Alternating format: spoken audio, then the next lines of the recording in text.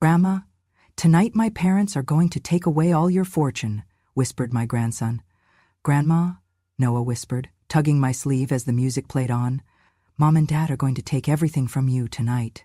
He said it like a secret, too dangerous to speak aloud, his breath warm against my ear in the middle of what was supposed to be my birthday celebration. The room around us sparkled with chandeliers and soft jazz, glasses clinking, laughter spilling into the air like champagne, but none of it belonged to me.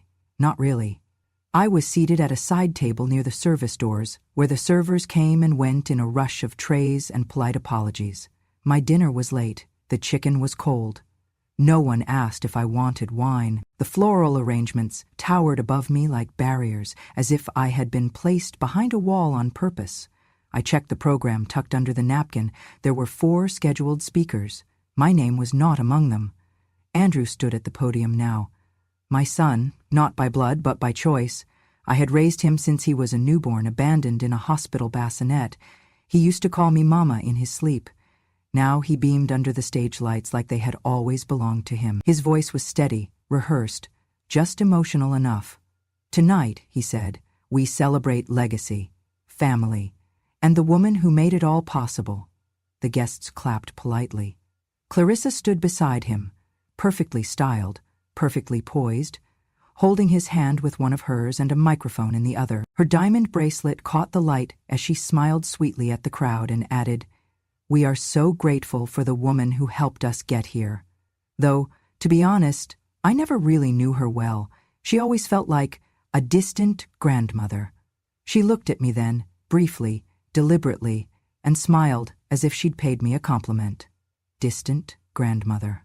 I sat still, hands folded, the burn of her words far colder than the plate in front of me. I had signed over my house to Andrew and Clarissa 3 years ago, after Andrew lost his job and they promised they just needed a fresh start. I had paid off their debts. I had funded the renovations of this very home where they now threw this elegant gathering. And still, I was the stranger. I glanced down at Noah. His small hand gripped mine tightly. I remembered teaching him to ride a bike in the parking lot behind our office. He fell twice, then looked up at me and said, "Do you think I can still be brave?" I told him then, bravery is not about balance, it's about getting back up. He didn't smile, he didn't eat. He just looked up at me with those wide brown eyes that had once belonged to my daughter, my real daughter, before the hospital mixed up records and gave me a child they claimed was mine. Noah, though, he knew. He saw. They already put the papers on your desk. I saw Dad's laptop was open. The file said estate draft, final sign-off. I clicked it by accident, but I remember the name. It had your signature scanned in, he said quietly. They said it's just for emergency transfer. But I peeked.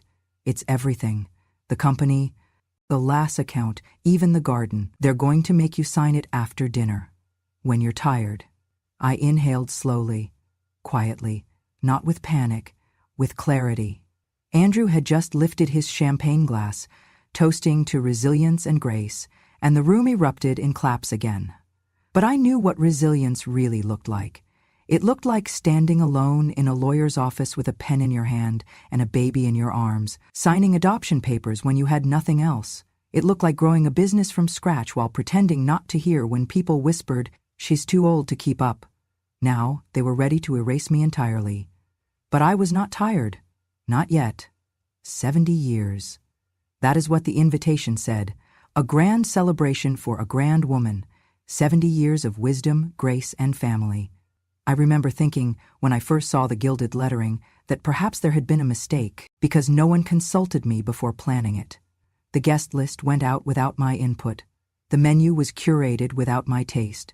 The speeches were written without my story. And on the night itself, I became certain this celebration was not about me. It was about erasing me gently, with violins and champagne. I arrived 10 minutes early, wearing the navy dress I had saved for my granddaughter's graduation. It still fit. I had my hair set at the same salon I had visited for decades. The stylist, bless her, said I looked regal. But at the front door, the greeter, hired, I assume, asked if I was here for catering. I told her my name. Her smile faltered, and she nodded me toward a corner table near the emergency exit. That table became my post for the evening, far from the stage, near the kitchen. The floral centerpiece was so tall I could not see the podium unless I leaned. So I did not lean. I just listened. The music swelled, the lights dimmed, and there was Andrew, my son, not of blood, but of 35 years of scraped knees, math homework, hospital visits, and tuition checks. I found him in a hospital nursery after losing my daughter to a clerical nightmare and postpartum confusion that no one would explain. The nurses said he had no mother. I took him home, raised him with everything I had, and now he stood at the microphone, handsome in his tailored suit, smiling like the cameras were meant for him alone. My mother, he began, taught me discipline, drive, and dedication. There was applause. He nodded graciously. But of course, I'm speaking of the mother who raised me, not my biological one, who passed away when I was a baby. The woman who gave me shelter, my foster mother. My second chance. Let's give a round of applause for her, shall we? Foster mother. Second chance, no name, no warmth, just a subtle distancing. Clarissa stood beside him, holding his arm.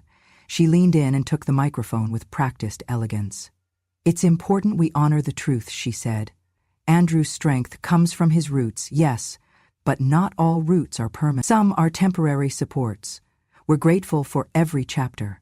She turned toward me then, smiling as if she had shared something profound. And we're especially grateful for his foster mother's generosity.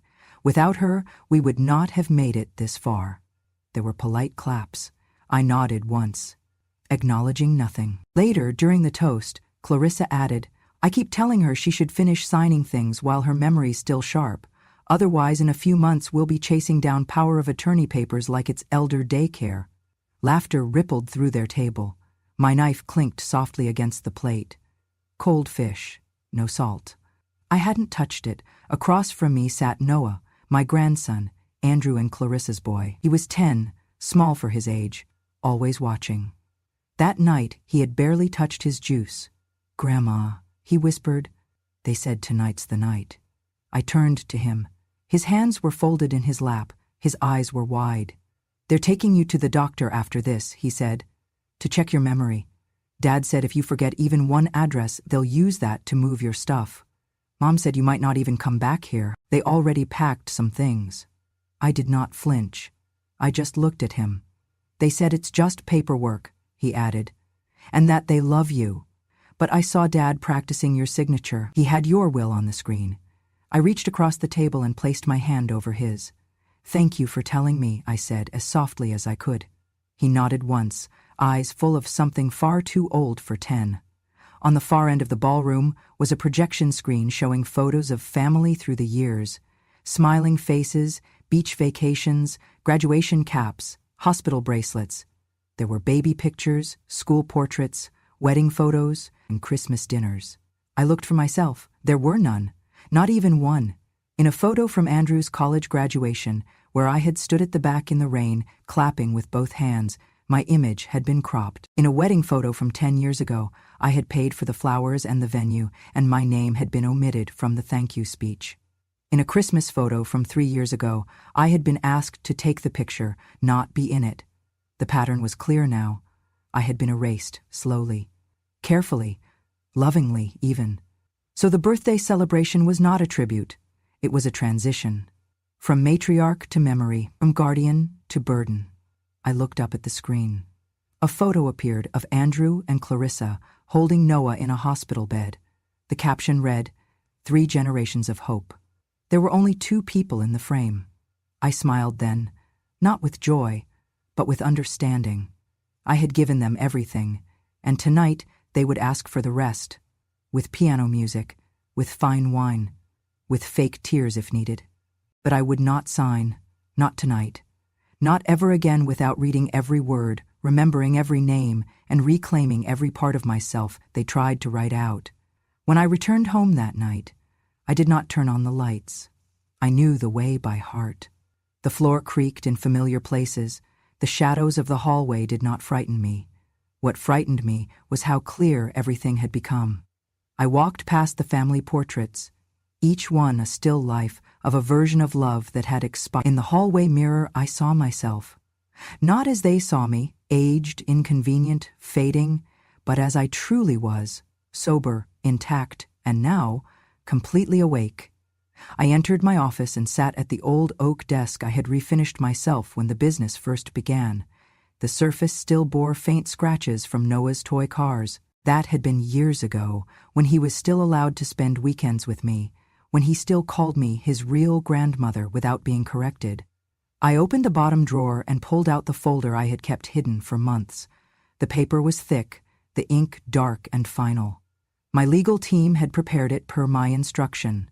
A conditional stock transfer agreement, 35% of Sterling Group vested in Andrew's name upon his 40th birthday, which was, coincidentally, today, a birthday gift.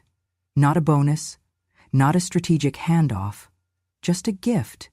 $70 million worth of company equity, built from scratch and nearly destroyed more than once. All for him, for the son I chose, for the boy who used to cry when I left for work and sleep beside my desk while I balanced the books. I unfolded the contract and looked at the signature line left blank, waiting for me. How foolish. I remembered everything it had taken to create Sterling Group, not just the deals and deadlines, but the humiliations. The first contract I signed for a catering job was in the basement of a church. They paid me with post-dated checks. I cleaned bathrooms between meetings. I sold the sapphire new car my husband had given me before his stroke, the last luxury he ever afforded me, just to afford our first commercial lease. I carried plates at weddings where guests asked if I had any grandchildren yet. I lied and said yes. Andrew was 2, I was 40 and invisible. But I worked. I built. I saved. When the bank refused me a second business loan, I borrowed against my own life insurance. I told no one, not even Andrew. He was 13 then, angry that I could not afford a class trip to Europe. He never asked why, he just sulked. I remember using the last of my emergency fund to pay for his tuxedo. And here I was now, on the night of my own birthday, almost tricked into signing away the legacy that had cost me my health, my marriage, and my youth. Not as a reward for loyalty, but as a bribe for silence. As if erasing me would be worth the payout. I picked up the pen, turned the first page, and looked at the clause I had requested be added. This agreement is executed in good faith, in recognition of love freely given. What good faith? What love? I placed the pen down. I stared at the fireplace across the room. Cold, empty, just like the tone in Clarissa's voice when she joked about my memory. Just like Andrew's applause when the guests toasted to new beginnings. That was what tonight had been about. Not gratitude, not family. A transfer, a takeover. I tore the first page in half. The sound was softer than I expected. Then I tore the second and the third. I did not cry. I did not shake. I tore every page slowly, precisely like someone separating themselves from an old lie. It felt good, not petty, not cruel, just necessary. By the time I finished, the contract was nothing more than a pile of curled paper on the floor. I stood, swept it into the wastebasket, and placed a match beside it. I did not light it. I did not need the drama. The act of refusal was enough. I did not grieve that contract. I grieved the fact that I had once believed I needed to earn my place in their future by giving away my past. That belief had died tonight. In its place was something stronger, not bitterness, but clarity. And clarity, unlike gifts, cannot be revoked. The morning after my birthday, the sky over Grand Haven was the same pale gray it always was in early spring, cool, indifferent, unbothered by the affairs of men or mothers. I arrived just before 7 o'clock a.m., before the resort opened its brunch buffets, before the spa lights flicked on. The staff nodded respectfully. None of them knew this wasn't just another walkthrough. I headed to the Birchwood Conference Suite, the one with soundproof walls and no windows. Privacy built into its very walls. Waiting inside were 2 men I had trusted longer than I had trusted Andrew, Mr. Rollins, my attorney of 20 years, and Jonathan Chu, the accountant who knew where every penny in Sterling Group had ever gone. They stood as I entered. I motioned for them to sit. "Shall we begin?" I said, not bothering with pleasantries. They exchanged glances, sensing the gravity. I took out the folder marked Directive Revision and slid it across the table. I want to update the will. Effective immediately. I will not be delaying this time. Mr. Rollins opened the folder and reviewed the notes I had written in my own hand. He raised his eyebrows at the first line. Remove Andrew and Clarissa Henderson from all inheritance provisions. No hesitation, no questions. He nodded and began the paperwork. Next, allocate 25% equity of Sterling Group Class A shares to Noah Grant, my biological grandson. Jonathan paused, then, "That's a significant transfer, ma'am." "It is," I said, "and it is just." Jonathan gave a slow nod. "Does Noah know?" "No, and he does not need to yet. But when he is ready, when he is grown, he will find the documents waiting." We moved on. I opened a separate file, one I had been working on quietly for the last 2 years, an idea, a dream never spoken aloud. It was labeled Silent Seat Foundation. Mr. Rollins read the mission line: to support and honor mothers who have been erased by family, by tradition, by betrayal. I instructed him, transfer all remaining assets into the trust, liquid and equity. That includes shares, properties, and residual holdings. Jonathan looked stunned for a moment. "That's over $100 million. "It is legacy," I corrected. They worked in silence. I signed with firm strokes. No ceremony, no champagne. By 10:00 a.m., the documents were notarized. Andrew and Clarissa were officially removed from every clause they once assumed they had secured. No payouts, no percentages, no severance for moral failure. I did not feel triumphant. I felt aligned. Afterward, I walked the grounds of Grand Haven alone. I watched as couples enjoyed the outdoor cafe. A toddler chased pigeons across the patio. The air smelled of citrus and cedar. I had chosen those scents myself for the seasonal fragrance program. Every detail of this resort bore my fingerprints. I sat on a bench under the camphor tree we planted 15 years ago, when Sterling first hit national revenue targets. Andrew had helped plant it. He was 14 then, muddy and smiling, asking if one day he could build a hotel of his own. He had. He had built a future on the foundation of my silence, and last night he had tried to erase me from it. I sat beneath the tree, watching the sunlight filter through its branches. I did not weep. I did not shake. My chest felt quiet, steady. The kind of stillness that comes only after you finally put down a weight you have carried too long. That afternoon, the quarterly board meeting convened. The directors gathered in the Sequoia room, sipping tea, straightening ties, unaware that anything had changed. I entered precisely at 2:00 p.m., wearing gray silk and no jewelry. I took my seat at the head of the table. Andrew was not present. He had not been invited. Clarissa likewise had no seat. Their names had been removed from the attendance list. Their company ID badges had been deactivated hours earlier. We reviewed the agenda, expansion projects, annual philanthropy updates, projections for Q3. At the end of the meeting, someone asked, "Madam Chair, is there anything else you'd like to add?" I smiled. "Nothing at all," I said.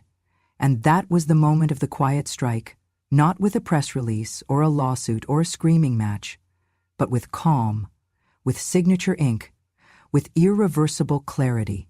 When I left the boardroom, I passed a wall of portraits, past chairs of the Sterling board, executives whose names lined history. I stopped and looked at mine, a woman in navy blue, hands folded, gaze direct. Beneath it, a brass plaque, Margaret E. Sterling, founder and CEO. I looked at that face, not the one from last night's birthday party, seated at the side table, forgotten, laughed at, dismissed, but the real one. The woman who knew exactly when to speak, and even better, when to strike. A week later, the whispers started, not in boardrooms, but on brunch patios and bridal forums. Clarissa had begun referring to herself as the future Madame of Sterling Group. She said it with a bright, acidic smile. At a charity luncheon hosted by the Chamber of Commerce, she introduced herself to a local reporter with the line, "My husband is the heir, but I will be the face." She wore pearls I recognized, ones I had given her on her 5th wedding anniversary. I did not reply. I did not need to, because by the following Tuesday, the silence broke itself. It began with an anonymous screenshot leaked to a private business group, an internal legal document showing a recent structural change within Sterling Group's executive hierarchy. Clarissa's name was nowhere on it. Neither was Andrew's. Under the section marked primary shareholders with voting power, there were only two names, mine and Noah Grant. The post went viral within the industry. Event planners, corporate managers, former employees. Someone tagged the document with a single caption, "Looks like the birthday party wasn't the promotion party she thought it was." It did not reach the tabloids. It did not need to. Because people with real power rarely need headlines. They operate by presence. By Thursday, a boutique financial blog ran a short piece under the title, "Sterling Group's Leadership Reshuffle, Who's Actually in Charge?" They cited filings, not rumors. They listed the restructured trust, the updated signatory authority, and a note about the establishment of the Silent Seat Foundation, an organization now backed by more than $100 million, 0 cents in assets. Clarissa's name was never mentioned, but her absence screamed louder than any slander could. Then came the internal newsletter, the one we send every quarter to investors and senior management. It included a line that read, "Effective immediately, all financial decisions require dual authorization by Margaret Sterling and Noah Grant." A quiet bomb embedded in a memo. One former employee reposted that memo with the words, "She was cropped out of the family photo. Now she's the only one authorized to freeze the family fortune." I read that comment over tea. I did not smile. I simply nodded. The internet did what it always does. It did not need truth served. It found it. A bridal consultant from Manhattan commented, "I remember seeing her at an opening in '09. Everyone underestimated her because she never gave speeches." Another posted, "You do not survive 3 decades in this industry by accident. She built the table they are now banned from." The comments were not angry. They were reverent. No hashtags, no virality, just the steady buzz of clarity resurfacing. Clarissa, in all her ambition, had bet everything on a title she never held. She scrolled through the memo 3 times, hoping it was a mistake. Then her phone slipped from her hand. For the first time, she realized she had never been part of the power, only standing next to it. Andrew, in all his entitlement, had assumed my silence was the same as surrender. They had not understood the difference between being quiet and being erased. That weekend, a former florist from our company shared a photo of the birthday party centerpieces. She wrote, "She chose every bloom, and they did not mention her once." The caption read, "Funny how the woman who funded the flowers never made the photo album." The post got 20,000 shares. I was not tagged in any of them. But I read them, quietly. I read every line like a ledger. Each sentence was an unpaid debt finally acknowledged by the world. Clarissa did not speak publicly again after that week. Her last post was a filtered photo of her in front of the Grand Haven fountain. The caption, "Grace always wins." But comments had already changed. Underneath, someone wrote, "Grace didn't sign the trust documents." Another wrote, "Power isn't a speech, it is a signature." And finally, "She thought she married into royalty. Turns out the crown was still in the drawer and the queen never abdicated." I saved that one, printed it, framed it, and placed it right beside the brass plaque in my office, the one that says Founder. It remains there today, not because I need to gloat, but because sometimes the most powerful exposures are not loud. They are precise. They are earned. And they do not come with applause. They come with correction. The message came at 6:47 in the morning. Short, unpunctuated, almost shaking. "Why did you do this? You humiliated us." I stared at the screen. The name at the top said Andrew, but the words felt like they belonged to someone else, someone I had never met. I did not reply. Instead, I printed the message, slid it into a clear plastic sleeve, sealed the edge with heat. I placed it into a small cedar box beside an old wedding ring I no longer wore, and the receipt from the first property I ever purchased on my own. Symbols of loyalty, legacy, and love, all paid in full. The knock came 3 hours later. My assistant stepped in and whispered, "They're here." I nodded once. I had chosen the smallest private dining room at Grand Haven. No linen cloths, no catering service, just a pitcher of water, 6 chairs, and a view of the harbor I had bought for pennies and turned into an empire. When they entered, no one spoke. Andrew stood stiff, his eyes red-rimmed. Clarissa kept her head bowed, her mouth tight, and behind them came the couple who raised me, my adoptive parents. Older now, softer, quieter. They looked tired in a way that came from more than age. Clarissa sat first. Her voice came out thin. "We came to apologize." I waited. Andrew sat beside her, leaning forward like a boy caught stealing. "I panicked, Mom. I thought you were losing your grip. I thought—" His voice cracked. "I thought I was helping you. You thought I was something to manage," I said quietly. He swallowed hard. Clarissa reached into her purse and pulled out a photo. One of us, years ago, from a trip to Santa Fe. "I kept this," she whispered. "I always admired you. I just forgot how to show it." My adoptive mother spoke next. "We failed you," she said. "We let Andrew believe your silence meant weakness." My father nodded. "We told him you were lucky. We should have told him you were relentless." Andrew's voice broke again. "But why didn't you tell us, Mom? Why didn't you say you were the one behind all of it?" I looked straight at him then. No tears, no fury, only truth. "Because if you loved me," I said slowly, "you would have remembered me without proof." Silence settled like dust. Clarissa reached for my hand. I did not pull away. My mother bowed her head. My father stared at the floor. Andrew tried again. "I can't fix what I said, but I meant it when I said I was proud of you. You meant it," I said, "when you thought I had no voice left to contradict you." He nodded. I rose from my seat and walked to the window. The harbor gleamed beneath late morning light. Boats bobbed quietly. I thought of the decades I had spent building something that could not be denied, only disrespected. I turned back to them. "There is no revenge here," I said. "Only redirection. You miscalculated who I was, but I never forgot who you could be." Clarissa whispered, "What happens now?" I gestured toward the door. "Now you walk out knowing the truth. And whether you carry shame or growth with you, that is your choice." Andrew stood. "I want to earn your trust back. You had it," I said, "and you spent it." He nodded again, slower this time. Clarissa followed him silently. My parents remained behind for a few moments, then stood too. "We see you now," my father said. "I always saw you," I replied, "even when you looked away." They left. I remained by the window, the harbor breeze kissing the glass. The silence did not hurt. It healed. Later that day, I returned to my apartment. I opened the cedar box, the wedding ring, the deed, and now the message.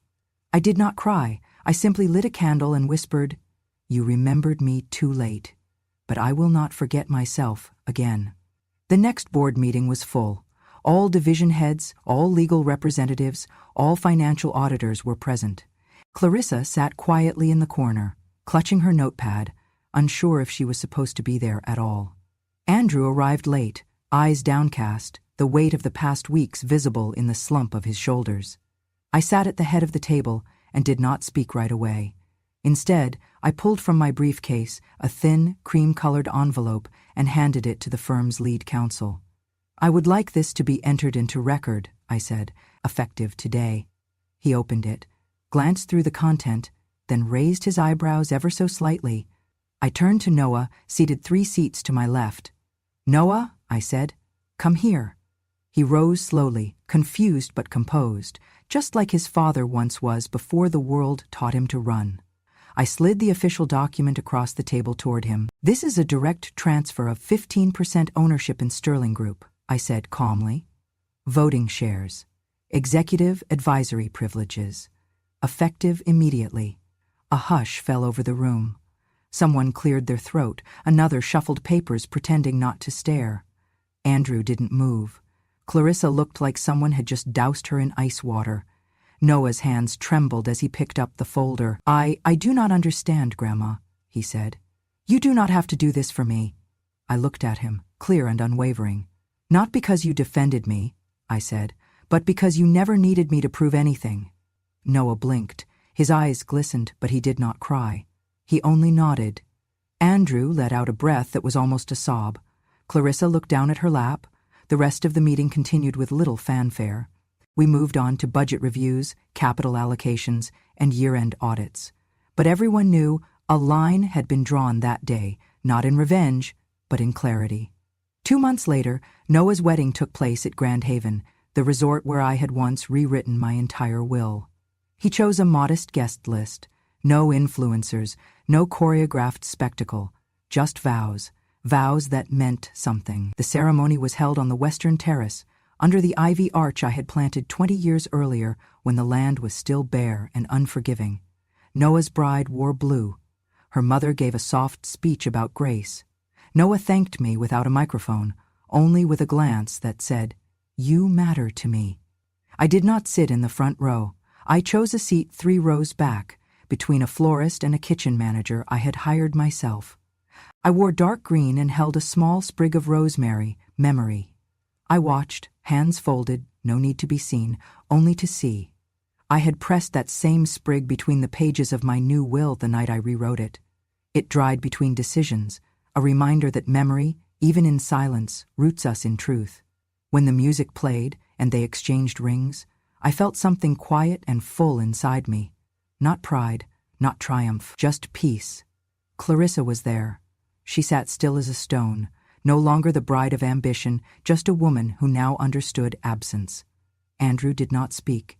He watched his son with the look of a man who had finally learned silence. After the ceremony, a few guests came to greet me. One young woman whispered, "Your grandson is so kind. It must come from somewhere."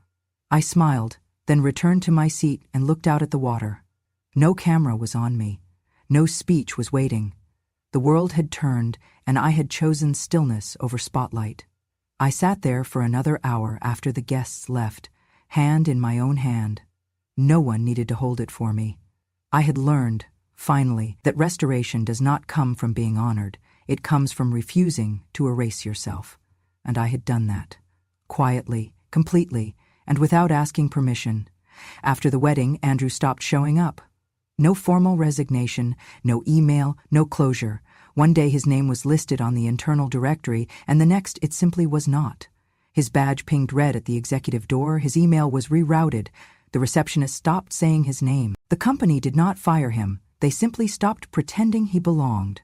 The office he once occupied was cleared out overnight, his executive keycard disabled, his voicemail box reassigned. No one asked questions. They understood. A man who turned his back on legacy rarely walks forward again. He became, in all practical terms, the man who was once adopted. That was how the board began referring to him, quietly, respectfully, but with finality. And just like that, the chapter closed. Noah, on the other hand, came in early and stayed late. He met with every department head personally. He listened, not to correct, but to learn. He began to shift our internal culture. Less hierarchy, more humanity. He restructured the company's sustainability roadmap, tied executive bonuses to ethical supplier audits, and introduced maternity leave policies for hourly employees. The kind I had never dared to dream of when I was mopping the floors of banquet halls at midnight, all those years ago. He asked me once if I thought he was doing too much too fast. I smiled and replied, "It is only too fast for those still standing still." Then, one morning over tea, I told him I was ready to do something with the inheritance I had kept private. $5 million, 0 cents in personal capital, I had withdrawn quietly the year Andrew turned 30. I never told him. I never needed to. But that money had been waiting for a purpose deeper than penance. "I want to build something," I said, "for women like me." Noah nodded without asking for a business plan. "Then let us do it right," he said. 6 months later, we launched the Silent Seat Foundation. The name came to me in the middle of the night, after a dream, where I saw myself sitting alone at the side table during my own birthday, uninvited to speak, invisible to be honored but present nonetheless. The seat that was never offered, the silence that was never acknowledged, that was the place we would start. The foundation provides scholarships, transitional housing, and legal services to mothers who were discarded after raising children not biologically their own, or worse, whose biological children wrote them out of their own histories. The first application we received was from a woman in Ohio who had sold her wedding ring to pay for her stepson's college. He never invited her to the graduation. I wrote her back personally. "You do not owe the world another explanation," I said. "Only your peace." The day of the foundation's launch, we did not hire influencers, we did not host a gala, We rented a quiet library hall near one of our hotels, filled it with fresh daisies and silver folding chairs, and invited the women who had sent us letters. Some came with walkers, others came alone. But every single one came with a story. Noah stood behind the podium in a charcoal suit, his voice clear but low. He did not start with numbers or goals. He started with me. My grandmother never raised her voice, he said, pausing to let the words settle. But the world finally heard her. A hush filled the room, not from awe, but from something deeper, recognition. He continued, "This foundation is not just about helping, it is about rewriting the narrative. For too long we've let love be defined by visibility, but real love happens in the background. It folds clothes, it pays bills, it keeps the light on without being seen." Women in the audience nodded quietly. He gestured toward me. This woman sat in the back row at my wedding, not because she was forgotten, but because she had nothing left to prove. I did not cry. I simply folded my hands in my lap and let the truth warm the room like sunlight on old stone. That night, after the guests had left, I walked with Noah through the empty hall. Chairs were stacked. The coffee table still held leftover lemon cookies. We passed by a banner with the foundation's logo, a quiet emblem of a single seat, elegantly drawn, unoccupied. He turned to me and asked, "Does it feel like justice now?" I shook my head. "No," I said. "It feels like healing." He put his arm around me, and we stood there for a long time, not speaking, not needing to. Legacy is not what you leave behind. It is who steps forward because you did not give up. And that night I finally knew mine was in the right hands. The letter came on a Thursday, no return address, just my name, handwritten in the center, with the kind of careful slant that made me pause.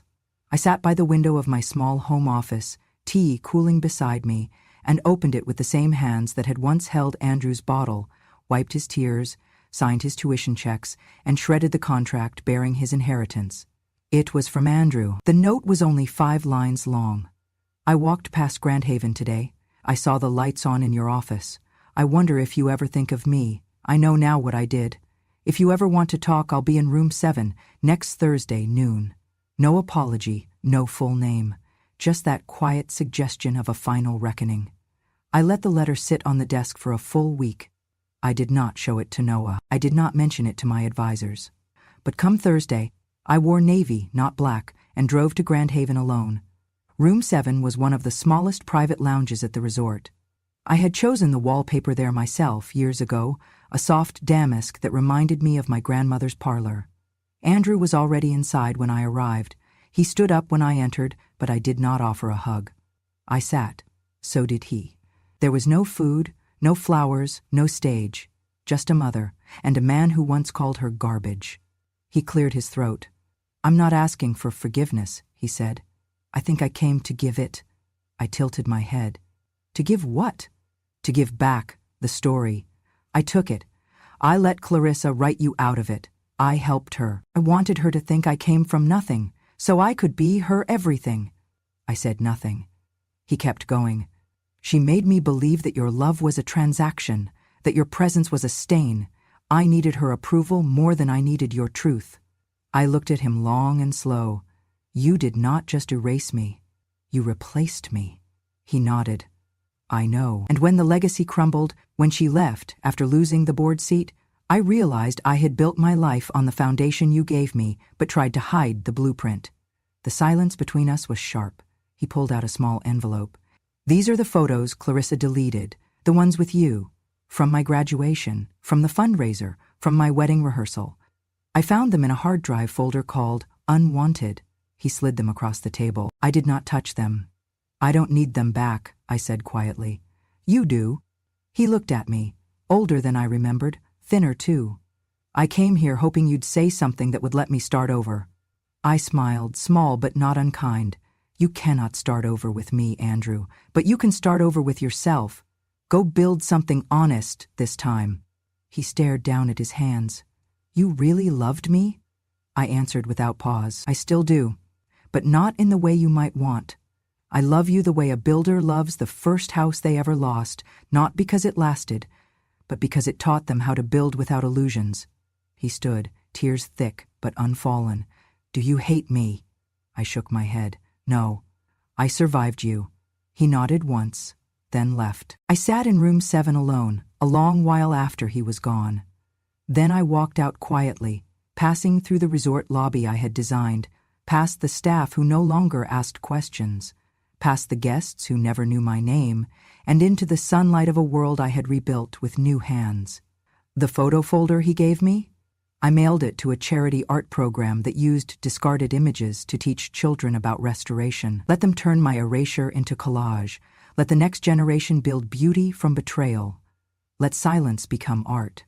If you were ever cropped out of the family photo, if you were ever asked to stay quiet so you would not ruin the wedding, then this story is for you, because trash does not write the family legacy. The ones who write it are the ones who paid for it, and paid the price in silence. Not every mother speaks loudly.